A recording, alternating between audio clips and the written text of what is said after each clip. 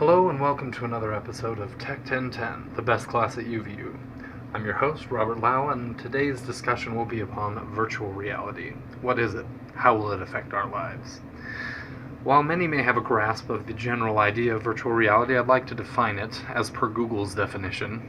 Virtual reality being defined as the computer-generated simulation of a three-dimensional image or environment that can be interacted with in a seemingly real or physical way by a person using special electronic equipment such as a headset with a screen in it or gloves with sensors in them. I suppose on a technical level you might consider virtual reality at its base to be a reality that isn't real.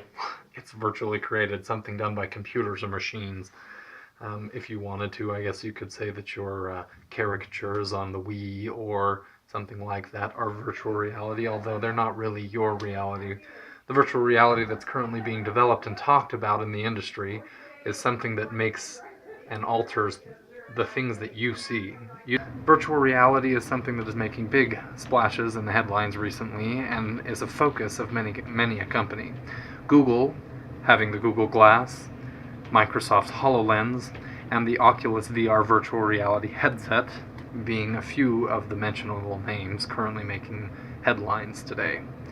Let's take a look at two of those different systems and the things that they aim to provide. On the one hand, we have the Oculus VR headset.